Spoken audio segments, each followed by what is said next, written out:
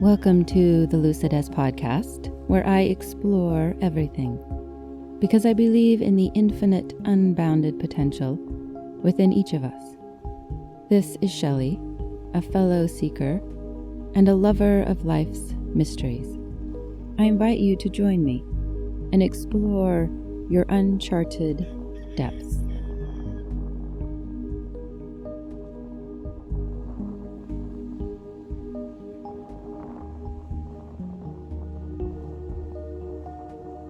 Today I share my story of energy healing.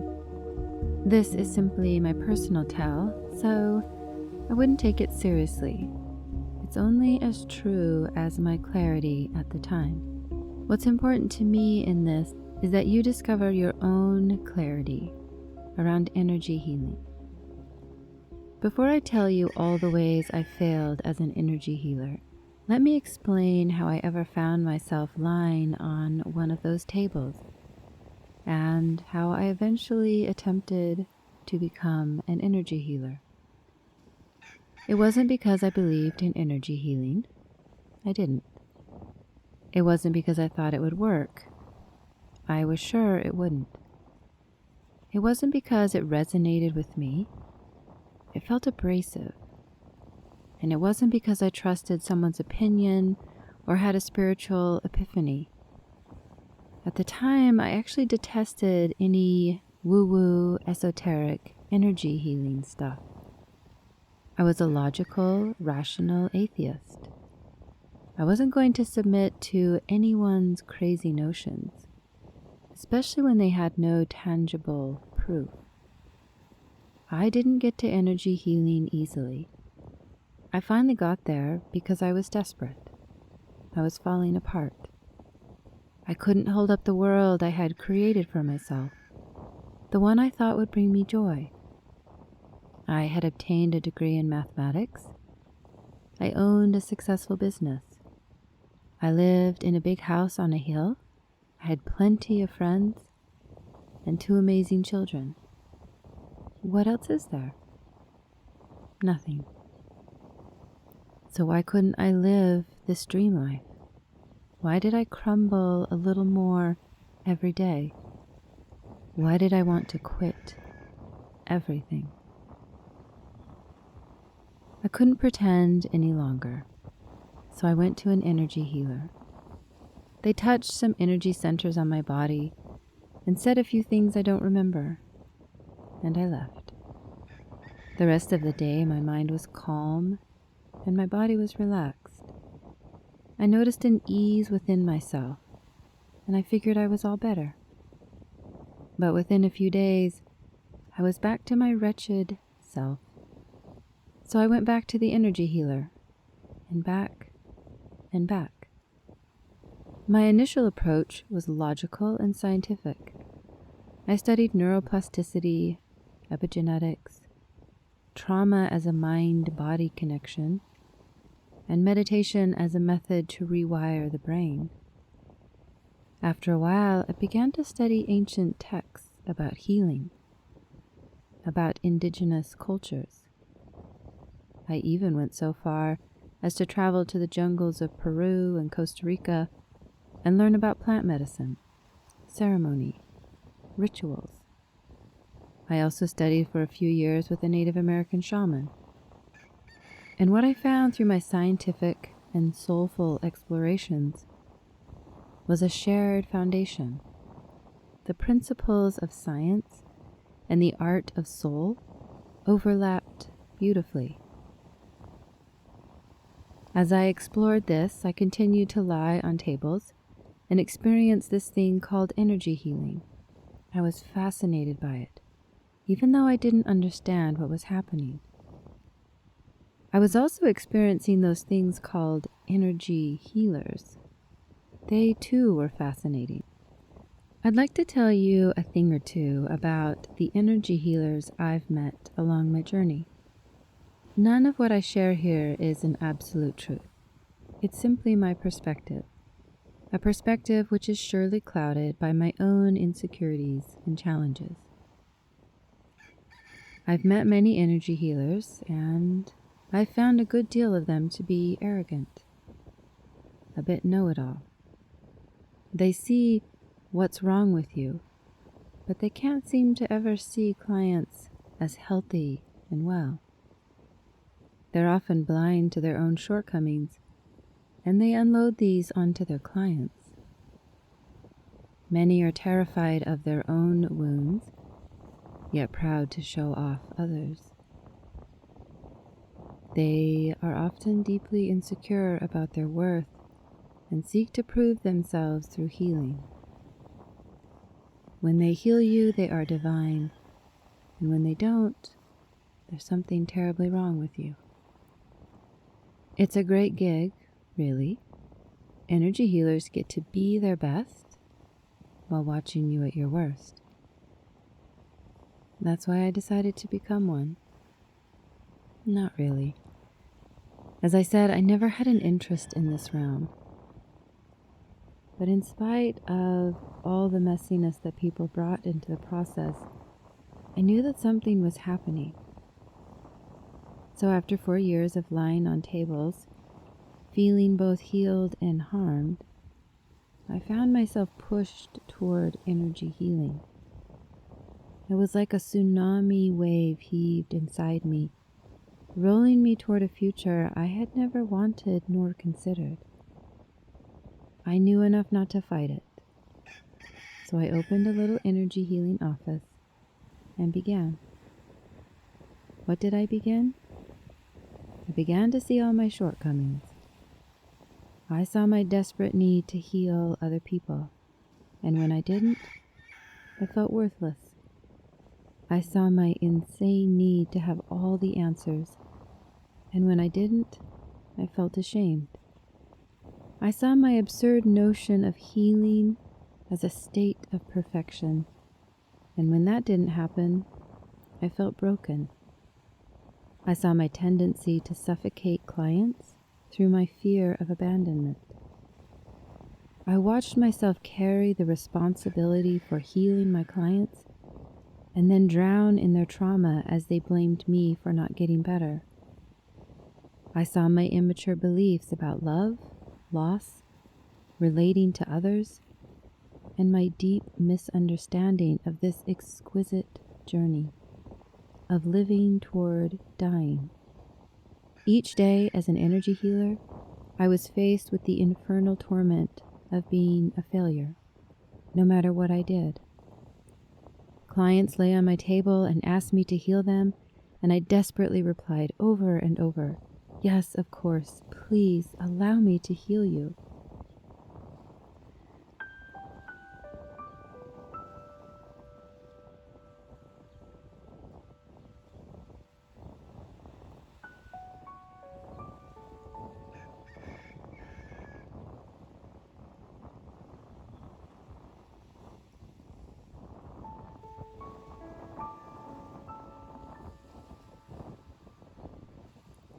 About 2 years into this disaster, I stopped. My failures as an energy healer were no longer passable as random mistakes. They were piling up too fast for me to bury. So I sat quietly for a few weeks, assessing the damage of trying to heal another person. I thought about what I most wanted when I lay on other tables, when I asked to be healed. What I discovered is that I never really wanted anyone to heal me. I wanted to heal myself. And so I became the energy healer I wished I had found. I began my new journey by crafting commitments. Commitments to myself, commitments to the art of energy healing, and commitments to the universe, a higher power. My commitments were simple, straight as arrows. I heal only myself. I empower clients to heal themselves. I encourage clients to discover their personal truths and live their truths. I support clients on their journey as long as it resonates with my personal truths. Once I was solid with my commitments, I opened my doors again and waited in terror, because no one would possibly come. Who would come to an energy healer that commits not to heal you? When my first new client arrived, I sat before them and shook. My body shook, my voice shook, the core of my being shook. I was doing something which didn't make sense, but it was the only thing that felt integrous to my journey, to my soul. So I spoke. I do not consider myself an energy healer, a shaman, or a guru. I will not be healing you. My goal is to empower you to heal yourself. My goal is to support and guide you into a space of stillness and harmony, for you to discover your truths and to live your truths. You know what is best for you. Trust yourself. Beyond all others, including me, if I say anything which doesn't resonate with you, please tell me.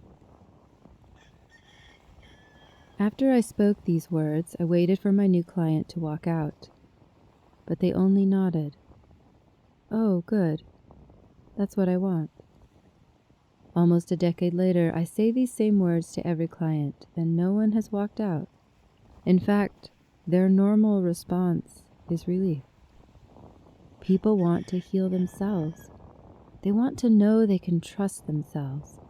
They want to learn how to communicate with themselves, how to discover their wisdom, their truth, their joy, their deepest knowing. They want to be empowered to be their best self, which means I, as the energy healer, only need to be a humble support system. I haven't found this type of healing common. I see many energy healers, shamans, gurus, etc., needing to heal people, needing to be needed, needing to be right, to have all the answers. Perhaps they have different commitments to the universe and those work for them, but these did not work for me. The first few years after I made my commitments were filled with insecurity. I wasn't special, I wasn't important, I wasn't needed. I couldn't create relationships where my client needed me, and that was hard for me to let go of. I couldn't create relationships where my client trusted me more deeply than themselves, and that one stung deeply. I couldn't heal anyone but myself, which meant I couldn't focus on their problems. I could only create space and support for them to heal themselves and focus on my own problems. I couldn't be awesome. I couldn't know it all, be perfect, or even unwounded. I couldn't create relationships where love was dependent, where loss was my final blow, where death was to be feared and living was misery. How odd, isn't it? And how powerful that as I healed myself, as I matured, I allowed others to do the same. I watched in awe as my clients began to heal themselves and mature alongside me. I realized that's the power of true healing, when we heal ourselves, not others. The great thing about being selfish and healing yourself is that it ripples out naturally to everyone around you. It heals others in the way you smile, the way you greet people, the way you cry with them, or even the way you stand tall and walk beside them. Healing may require solitude, but it need not be a solo journey. Over the years, I've come to be at peace with all the mistakes I made at the beginning because I learned from them. They helped me craft the beautiful art of energy healing I now practice. And they showed me that our greatest potentials are discovered when we fail so miserably that we can't move forward. It's then that we try something new. It may not work, but it's another valiant attempt to create a beautiful life. Healing myself is the most powerful thing I've ever done, and it's the most powerful thing I continue to do. I learn from every person, every session, every situation in life, and I share what I learn with anyone who wishes to know. I hope to support others in healing themselves. My joy is as a witness to their amazing journey of healing through processes which still mystify my mind. As you move forward and decide if energy healing is for you, please remember that we energy healers are no more perfect than the rest. Be discerning about the table, the hands, the heart, the intent of your energy healer. Through individual healing and collective joyous inspiration, we create relationships which are self-aware, self-responsible, curious, courageous, and supportive. And we do this one step at a time. Baby steps mature into marathons. That's what I remind myself every day. Baby steps mature into marathons. With music, with miracles, and with magnificence, I bid you farewell.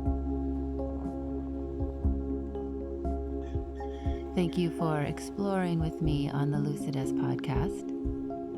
It is my hope that you discovered new wisdom within yourself and are inspired to live your unique strokes of genius.